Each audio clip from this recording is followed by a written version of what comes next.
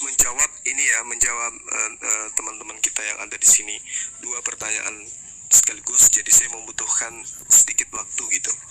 Yang pertama terkait dengan penciptaan di Islam itu bagaimana bisa dikatakan Rasulullah Muhammad SAW itu rahmatan lil alamin sebagaimana yang diterangkan dalam surah Al-Anbiya ayat 107 ya, wa ma arsalnaka illa rahmatan lil alamin. Kenapa baginda Rasulullah Muhammad SAW itu disebut rahmat? Ini ada kaitannya dengan pertanyaan saudara saya Bang Jordan. Ya. Rahmat di sini artinya adalah bahwasanya ketika kedatangan baginda Rasulullah Muhammad SAW bukan ditujukan hanya kepada satu golongan. Seperti Nabi Musa hanya kepada golongannya, Nabi Isa di dalam Al-Quran juga hanya kepada golongannya. Nah, kenapa dikatakan rahmatan lil alamin? Karena kedatangannya ditujukan kepada seluruh umat manusia. Bahkan bukan hanya kepada manusia, seluruh makhluk. Gitu. Ini peruntukannya. Nah, terkait dengan keselamatan yang tadi, itu beda, itu otoritas pencipta langit dan bumi. Kenapa Rasulullah Muhammad SAW tidak mengatakan aku dijamin surga gitu loh? Aku udah dijamin surga. Kenapa? Karena untuk menghindari paradigma keimanan yang sesat di dalam mendudukkan perkara Rasulullah Muhammad SAW. Dalam pengajarannya, misalnya nih, kita melihat bagaimana dia mengurai tentang alam semesta, susunan air, susunan tanah, susunan udara, itu semua komplit di dalam Al-Quranul Karim tentang keilmuan. Orang yang kemudian menyepelekan tentang konsep ilmu akan mendudukkan Rasulullah Muhammad SAW sama seperti dewa-dewa yang nusul menjadi manusia. Kenapa? Karena tidak ada sesuatu yang kemudian bisa dijadikan sebagai sandaran bahwa dia manusia. Dia mengatakan dirinya jaminan surganya jelas. Oh, dia itu Rasulullah SAW itu jelas masuk surga. Dia mengatakan seperti itu. Nah, ini yang dihindari. Meskipun di dalam Al-Quran dikatakan Qul in kuntum tuhibbunallah fattabi'uni. Wahai manusia, jika engkau mencintai pencipta langit dan bumi, maka ikutilah aku, Rasulullah Muhammad SAW. Pasti niscaya Allah akan mengampuni segala kesalahanmu, artinya ditebus dosa-dosamu, dan kemudian dibersihkan segala kekotoranmu, dan engkau akan disayangi oleh pencipta langit dan bumi. Poin itu ada. Tetapi kemudian tentang jaminan surga terhadap dirinya, ya Rasulullah Muhammad SAW itu tidak menggambar-gambirkan, tidak kemudian mempublikasikan seperti layaknya sosok Tuhan yang menentukan keselamatan seseorang. Nah, lalu kemudian dalam sebuah hadits diterangkan, jaminlah aku 6 perkara, maka aku pun akan menjamin engkau surga. Itu kata Rasulullah. Di antaranya jaminan itu jaga pandanganmu, jaga lisanmu, jaga tanganmu, dan seterusnya. 6 perkara itu. Jadi jaminannya jelas ada. Itu yang pertama. Terus kemudian saudara saya bertanya, apa sih yang dari Islam ini yang kemudian bisa dijadikan sebagai dasar pijakan untuk mendudukkan bahwa Islam itu adalah benar terkait dengan konsep yang ada di kitab-kitab terdahulu. Saya katakan kepada saudara, ketika dikatakan di dalam Yesaya 42 nomor 1 misalnya, ini aja yang poin yang saya ambil. Lihat itu hambaku yang kupegang, orang pilihanku yang kepadanya aku berkenan, aku telah menaruh rohku ke atasnya supaya ia menyatakan hukum kepada bangsa-bangsa. Lihatlah hambaku yang kutegakkan, yang kupilih, yang kepadanya aku berkenan. Ini adalah nubuatan. Tidak menyebut nama, tidak menyebut oknum secara langsung.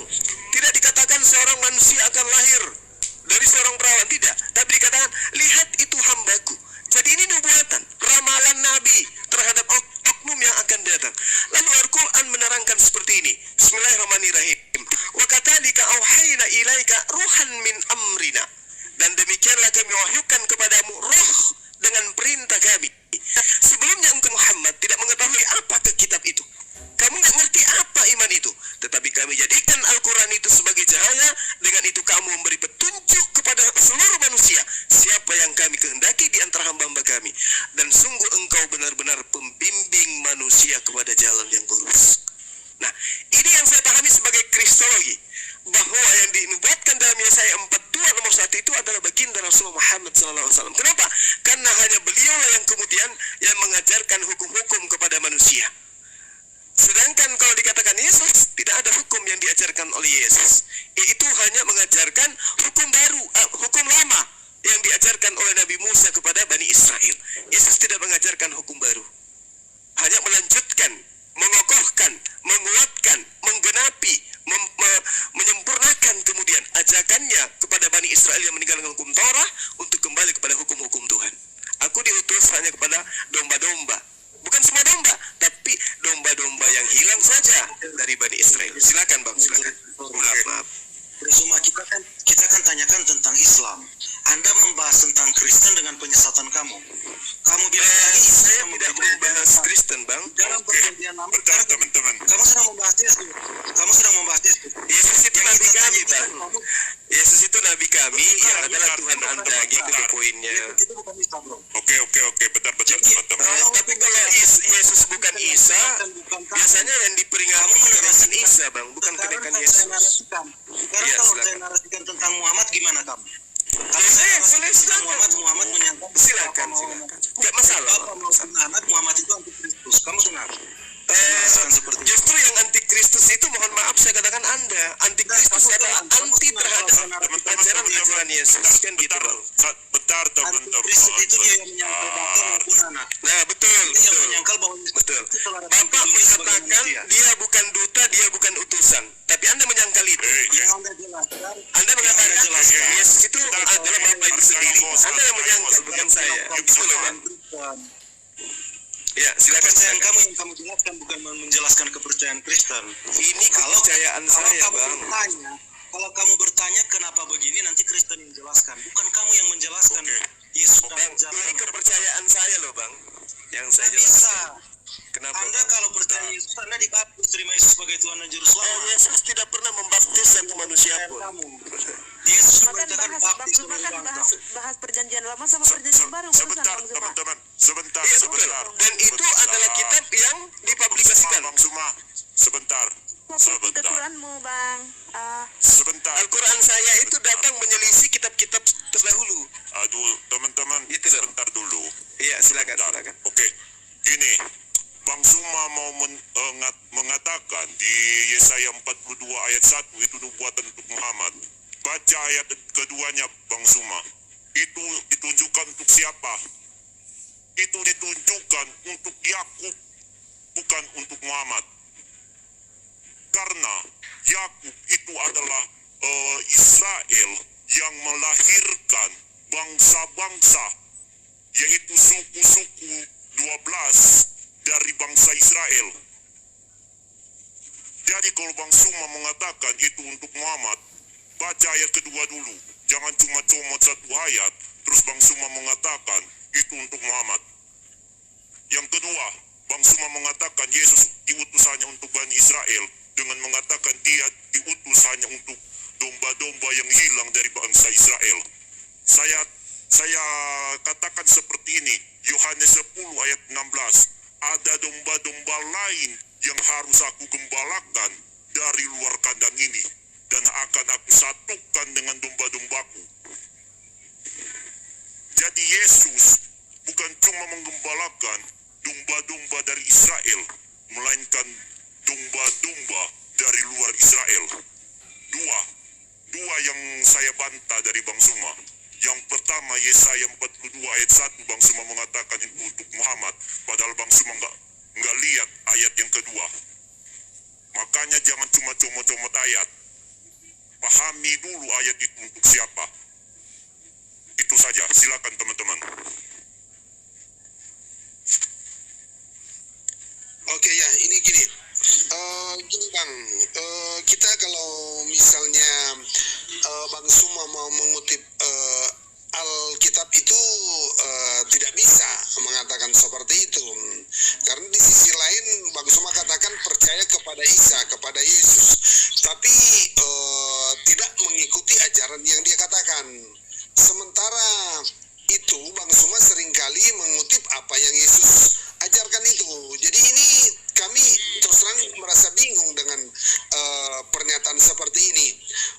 percaya tetapi di sisi lain tidak mengakui ajaran, tapi di sisi lain ketika mengutip ayat seringkali mengambil Gini, kalau kita bahas Isa, tetap fokus ke Isamu, jangan lari ke Yesus. Kami tidak kenal Isa, Bang Sebentar, Suma. sebentar. ada giliran Bu, ada giliran Sebentar, Debbie. Begini, Lanjut, Om teman-teman. Jordan. Tunggu dulu begini teman-teman, satu-satu bicara, relay, ya, jangan. Ya, jadi gini. Oh.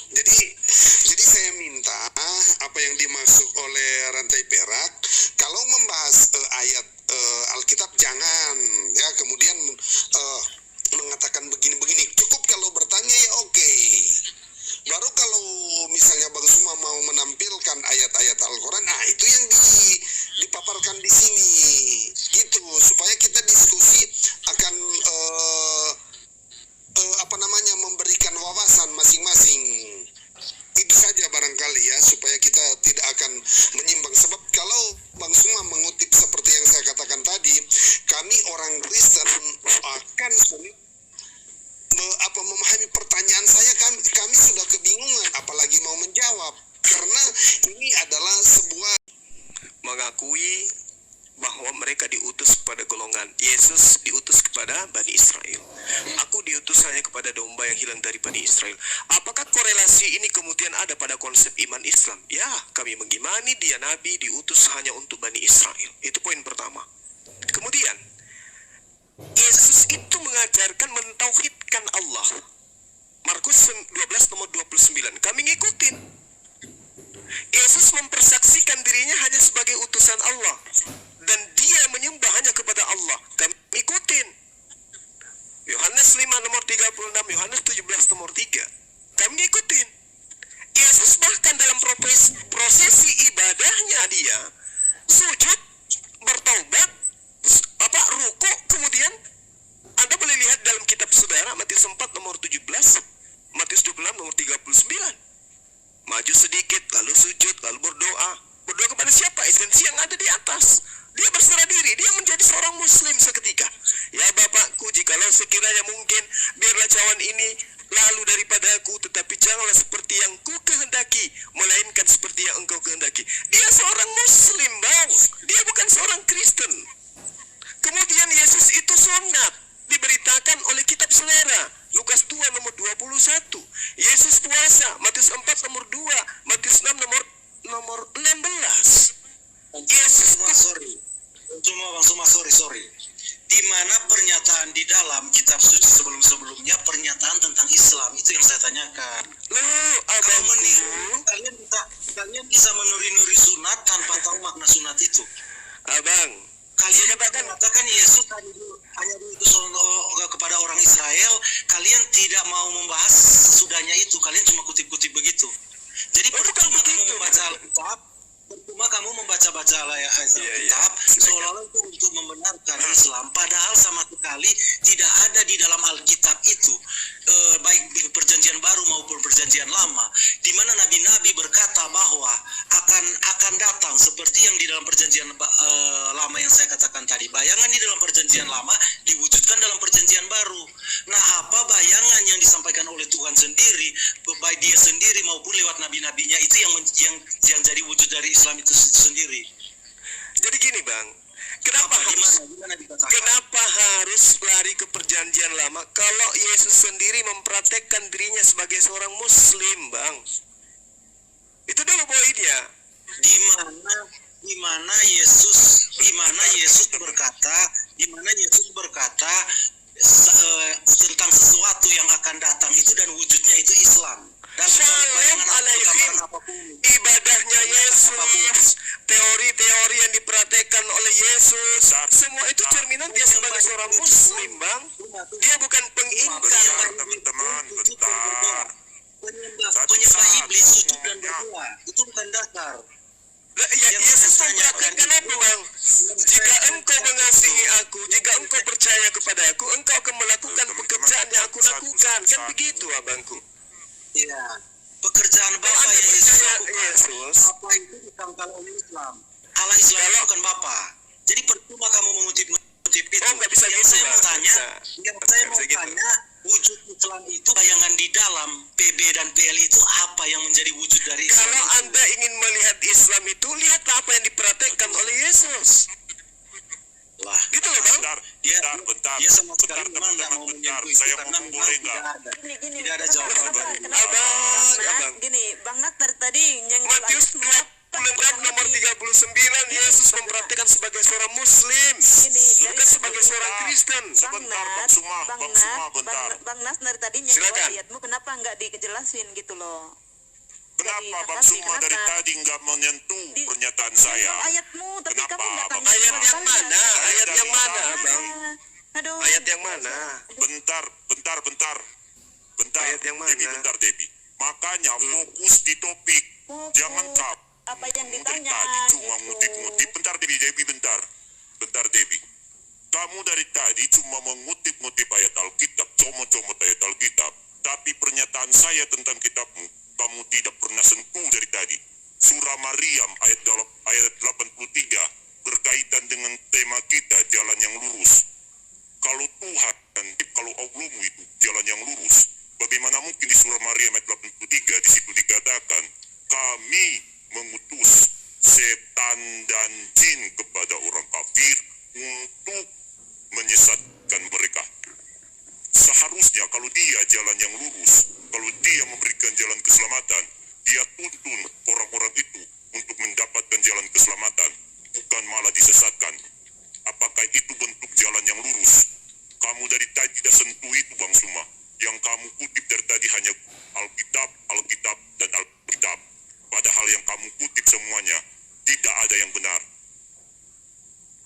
Silakan, Ya, baik. bantah saya dengan Baik. Quranmu. Anda benar ketika Anda mengutip Al-Quran.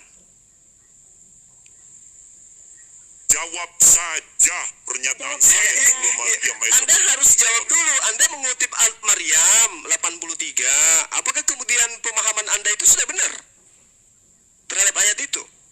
Jelaskan. Semua yang jelaskan kamu, dia tanya. saya Maka dari pertanyaan. Ya, Silakan. jadi gini. Lalu kamu sendiri Kita menjelaskan. fokus di Kamu topik. mengutip Alkitab, Kita lalu fokus kamu di topik. menjelaskan. Oke. Di Jadi sini kita harus. Mas ambil ayat Al-Quran, kamu yang jelaskan begitu. Oke, baik. Apa yang dia tanyakan? Al-Quran itu datang di abad ke-6. Yesaya itu datang 600 tahun sebelum abad pertama. Yesaya 45 nomor 7 menerangkan Tuhan menciptakan kejahatan. Oke? Kejahatan itu pasti sumbernya dari setan. Alam tara anna arsalna syayatin alal kafirina ta'uzzuhum azza. Tidakkah engkau melihat bahwa sesungguhnya kami telah mengutus setan-setan itu kepada orang-orang kafir untuk mendorong mereka berbuat maksiat dengan sungguh-sungguh. Bolehkah saya membuktikan data ini melalui kitab Anda bahwa setan bekerja di dalam iman Anda? Bolehkah? Pasti Anda nggak mau. Kalau dibolehkan, saya akan menunjukkan bahwa iblis menitip pesan di kitab-kitab saudara agar Yesus itu dituhankan, agar Yesus itu dianggap sebagai anak Tuhan. Al-Quran 1400 tahun silam tidak pernah keliru mengatakan itu. Sekali lagi saya katakan, Yesaya 45 nomor 7 itu 700 tahun kurang lebih dibuat oleh orang-orang sebelum Al-Quran itu datang. Dan di situ dikatakan Tuhan menciptakan kejahatan iblis. Zaman Yesus 600 tahun sebelum Al-Quran dikatakan iblis diberi izin untuk mencobai manusia. Suma. Oke? Sorry, Suma. Baik, silakan. Ya, tadi nggak ada kata iblis. Kejahatan, bro. Kejahatan, kegelapan. Dengar saya bacakan supaya jelas ya. Silakan. Yang menjadikan terang dan yang menciptakan gelap, yang menjadikan nasib mujur dan yang menciptakan nasib malang. Akulah Yahweh. Bukan Ya. lain Nah, sekarang yang membuat semuanya itu. Nah, sekarang kenapa kamu ganti kata-kata itu? tunggu abangku, tunggu. Di terjemahan lama tahun 1954 yang mengadakan terang dan menjadikan gelap, yang mengadakan selamat dan menjadikan jahat. Bahwa aku ini Tuhan yang membuat segala perkara itu. Gimana? Kata iblis itu? Di mana ada Jahat, kata iblis itu? justru saya abang, justru dari data ini, justru dari data ini, katakan tadi, iblis menyisipkan narasi-narasi di dalam perjanjian. Jadi nabi-nabi ini maksud kamu dipakai iblis. Seperti Muhammad pernah mengucapkan. Mari kita buktikan. Mari kita buktikan, Bang. Mari kita buktikan. Sebentar. Mari kita Kamu buktikan. bilang nabi-nabi Teman-teman fokus. Bukan. Bang Suma tidak menjawab pertanyaan saya. Abangku, penulis kitab Anda itu bukan nabi. Oke? Penulis kitab Anda itu bukan nabi. Oke. Nah, mari kita buktikan. Hei, Jadi kamu fokus bilang di iblis. pertanyaan Jadi kamu saya. bilang iblis Fokus di bukan pertanyaan Bang, saya. saya ingin fokus kepada Anda, tapi yang lain membawa saya membahas ke tempat lain, gitu loh Bang Nas. narasi kamu itu sudah menuduh bahwa nabi-nabi perjanjian lama dipakai iblis untuk Oh mengisi enggak, narasi bukan begitu. Penulis kitab Anda itu Bung, kitab Anda itu bukan perjanjian lama, saudaraku. Kitab Anda itu kitab kanonik. narasi-narasi Iya, saya katakan kitab Anda itu berarti kitab kanonik, surah-surah Paulus. Satu-satu ngomongnya, hei. Satu-satu ngomongnya. kamu harus Bang konsisten Suma kalau fokus. bicara. Saya sangat konsisten, Abang. Matius 4 nomor 3, Matius 4 nomor 6, Lukas 4 nomor 3, Lukas 4 nomor 9, dan masih banyak data lain. Iblis titip pesan Yesus itu adalah anak Tuhan. Masih kurang? Memang Yesus memang iblis tahu dia anak Allah. Memang iblis tahu. Nah itu dia, makanya saya katakan, apa ada yang Nabi-nabi keliru? pun tahu dia adalah Tuhan. Sudah disampaikan oleh nabi-nabi. Apa pernah Yesus mengaku bahwa dia adalah anak Tuhan, anak Allah? Pernah dengan mulutnya sendiri? Pernah? Nabi sudah mengatakan bahwa Tunggu, dia tunggu, adalah tunggu Bang. Ada dalilnya Yesus mengaku bahwa dirinya adalah anak Allah? Ada? Wahyu kemarin sudah dikasih Justru dia ayat. mau beberapa kesempatan tunggu dulu. menyamakan dirinya dengan Yahweh. Dengan Yahweh. Mana dalilnya? Menyamakan Coba. dirinya dengan Elohim. Oh berarti dia sama seperti iblis berarti. Berarti dia sama seperti iblis ingin menyamai Elohim berarti. Bisa nggak fokus semuanya? Karena Yesus menyamakan dirinya dengan Elohim. Kalau Yesus menyamakan Dengan dirinya Yahweh. Elohim, berarti dia sama seperti Lucifer dong. Semuanya ini. Nah sekarang mana pembuktiannya Yesus menyamakan dirinya dengan Elohim? Mana? Itu kan tuduhan Anda saudara. Bang Suma, Ketika orang Yahudi mau merajam dia, alasannya karena apa? Karena dia dituduh menyamakan. CP lu pakai soundcard CP supaya suara lu kenceng. Shalom. Sebentar. Pertama yang Anda harus pahami, Yesus telah klarifikasi Bang atas tuduhan orang Jangan Yahudi. kamu menarasikan, dengar Suma, jangan kamu menarasikan kesesatan kamu, lalu kamu menarasikan Kesesatan saya mana Bang? Mendudukkan Yesus sebagai Nabi dan Rasul kepada Bani Israel itu bukan kesesatan. Mari kita fokus. Pernyataan Bang Yesus Rantai, Bang Rantai. Apakah dia hanya utusan? Saya tanya, pernyataan Yesus dia hanya utusan. Menurut kesaksian Yesus, Bukan aku hanya utusan, jangan putar balikan kata-kata itu. Aku diutusannya, bukan aku hanya utusan. Ketika kamu putarkan kata itu, kamu balikan kata itu jadi berbeda artinya. Nah di sini kamu mau putarkan kata itu. Bung, Sebentar. kesaksian Yesus di Yohanes 5 nomor 36, apakah ada lebih tinggi dari kesaksian itu? Saya mau menarasikan Bang Rantai Merah, di mana Yohanes 5 nomor 36, apakah ada kesaksian yang lebih tinggi daripada kesaksian Yesus tersebut? Silakan. Iya, nomor 36. Iya. Nah, lalu kamu menarasikan ini seperti apa? Dia utusan Tuhan, dia mengaku sebagai utusan Tuhan. Mutlak, absolut, tidak bisa diragukan. Hanya utusan Tuhan. Di mana kalimatnya hanya Pengakuan utusan? Yesus, pengakuan Yesusnya Bang. Jangan tanya saya, baca dalilnya. Nah, kalimatnya di mana? Saya baca Yohanes lalu kamu 5 jelaskan, nomor ya. 36.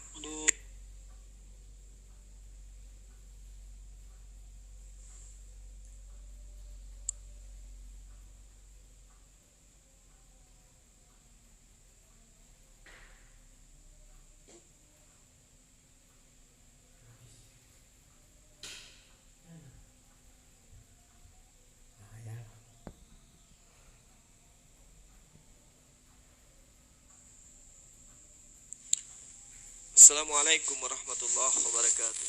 Ini bukan di kick, tapi live-nya langsung yang dimatikan. Ya, coba tampilkan profilnya si Nats. Apakah ketika dia live atau tidak? Kita buktikan bahwa beliau ini memang mematikan live-nya, teman-teman. Saya tidak di-kick, lebih dari sekedar kick. Ya, live-nya dimatikan. Ya, live berakhir itu artinya mereka terguncang dengan sangat dahsyat gitu ya. Kesaksian Yesusnya itu sangat jelas loh. Kesaksian Yesus yang mengatakan dirinya, syahadatnya dia mempersaksikan dirinya sebagai utusan Allah. Udah jelas di situ. Nah, sebelum ditunjukkan data yang akurat, mereka matikan live-nya. Itu bukti mereka goyang gitu ya. Nah, tadi dia menuduh Allah yang sinats ini mengatakan, kenapa Tuhanmu itu tidak kemudian kenapa Tuhanmu mengutus iblis kepada orang kafir? Itu yang mereka katakan. Jangan mengutus iblis kepada orang kafir. Al-Quranul Karim menjelaskan di dalam ayat 100 berapa kemarin ya? 171. Allah mengatakan begini, A'udzubillahi minasyaitonirrajim. Bismillahirrahmanirrahim. Wa mathalul ladina kafaru kamathalil ladina yan'iku bima la yasma'u illa du'a'aw wa nida summum bukmun umyun fahum la ya'qilun. Dan perumpamaan bagi penyeru orang yang kafir adalah seperti penggembala yang meneriaki binatang yang tidak mendengar selain panggilan daripada teriakan. Mereka tuli, bisu dan buta, maka mereka tidak mengerti. Kalau saya menarasikan bebas terjemahan ayat suci Al-Quran ini seperti ini teman-teman. Dan perumpamaan bagi Bang Suma sebagai penyeru bagi orang-orang kafir. Bang Suma seperti gembala yang meneriaki binatang, yang tidak mendengarkan suara Bang Suma, tidak mendengarkan muatan daripada pesan-pesan Bang Suma, kecuali hanya mendengarkan panggilan dan teriakan Bang Suma, tapi mereka itu tidak paham gitu loh. Itu kalau saya narasikan bebas terjemahan Al-Quran ini. Ini Allah yang mengatakan, bukan Bang Suma yang mengatakan, wa mathalul ladina kafaru kamathalil ladina yan'iku bima la yasma'u illa du'a'aw wa nida. Semisal Bang Suma itu adalah seorang gembala yang kemudian meneriaki binatang-binatang ini, tapi mereka kemudian hanya mendengarkan suara hanya pelangak-pelongo. Sama seperti ketika saya memanggil ayam, ayam kadia, atau sama ketika Saifuddin Ibrahim ya, si Udin yang ada di Amerika itu berbicara terhadap seekor anjing. Saifuddin berbicara kepada anjing, tapi anjingnya tidak paham. Tapi anjing itu mendengarkan suara, matanya aja yang melotot si anjing, tapi nggak ngerti. Ini yang diterangkan oleh Al-Quran lebih ganas daripada ayat yang di bawah surah Maryam ayat 83. Alam tara anna arsalna syayatin arsalna sayatina alal kafirina ta'udzuhum azza.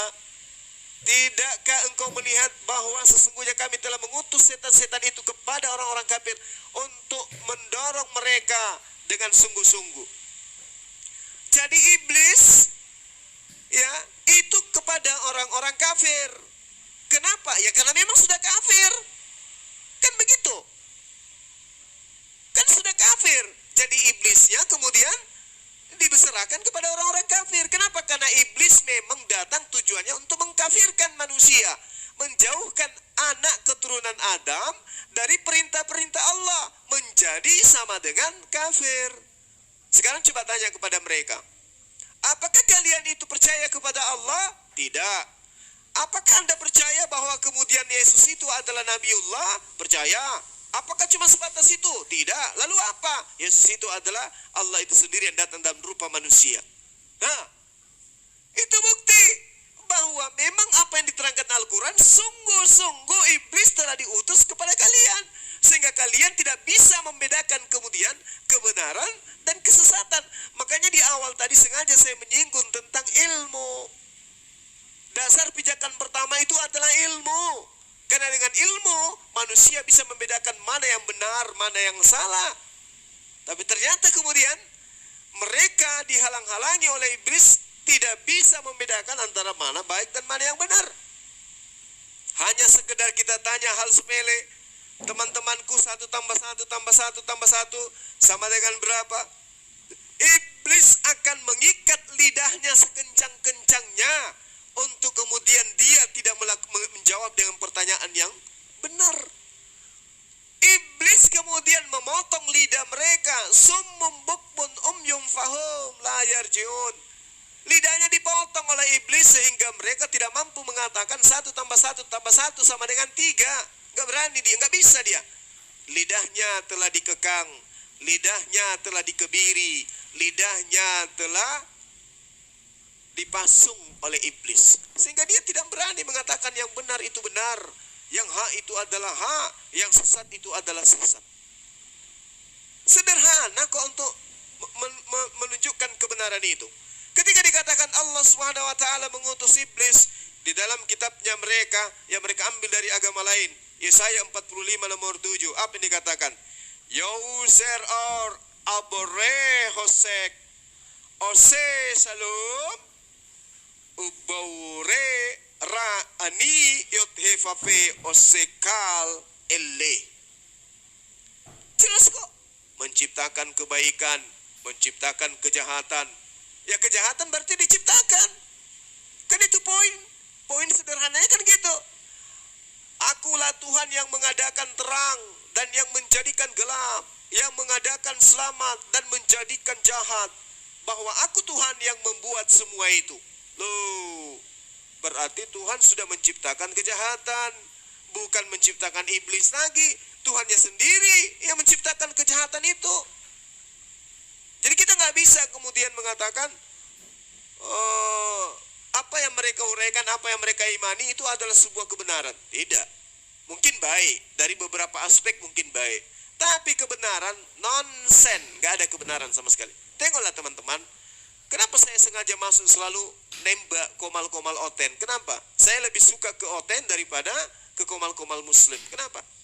Ya karena saya ingin menguji keabsahan akal mereka dan kemudian membuktikan kebenaran Al-Quranul Karim. Dan ternyata kita lihat apa yang terjadi. Ya kan? Mati mereka. Tidak ada kebenaran yang mereka bisa sampaikan. Kalau kebaikan mungkin, tapi kebenaran, na'udzubillah min dzalik. Inna lillahi wa inna ilaihi rajiun. Nah, inilah sebabnya kalau kita menggunakan kitab Spanyol, kita tidak ngerti apa yang termaktub di dalam kitab itu sendiri. Dia mengatakan gini, tunjukkan kepada saya mana di situ dikatakan Tuhan menciptakan iblis. Saya jawab tadi, justru di situ tidak menciptakan iblis, yang diciptakan adalah kejahatan. Tuhan sendiri yang menciptakan kejahatan. Yesaya 45 nomor 7. Di terjemahan lama, dia carinya di perjanjian baru. Di terjemahan baru, saya gunakan perjanjian lama. Kan gitu. Sehabis itu saya masuk ke original teksnya. Memang Tuhan di situ dikatakan menciptakan bencana, menciptakan hal yang buruk. Oke, hal yang jahat. Itu loh. Jadi tidak ada sisi kemudian yang bisa mereka jadikan celah untuk lari dari kebenaran yang diuraikan oleh Al-Quranul Karim. Mau berbicara jalan yang lurus, mau berbicara tentang penyangkalan terhadap bapak dan anak dan seterusnya. Ya insya Allah kita akan arahkan mereka.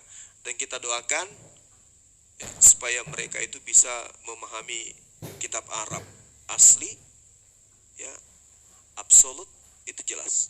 Dan itu hanyalah Al-Quranul Karim. Mungkin seperti itu teman-teman sekalian, apa yang bisa saya uraikan pada malam hari ini. Kiranya materi yang kita sajikan setelah beberapa hari ini tidak tampil sehari ya, hari Ahad kemarin ya. Hari Ahad saya tidak sempat karena saya di gunung, dan alhamdulillah kita banyak bersilaturahmi dengan keluarga yang datang berkunjung di gunung. Ya, kita silaturahmi dengan mereka. Akhirnya kita tidak ada waktu kemudian untuk tampil di tengah-tengah sahabat-sahabat saya. Mungkin antum semua tidak rindu, tapi saya yang kangen sama kalian. Kangen dengan komen-komen antum.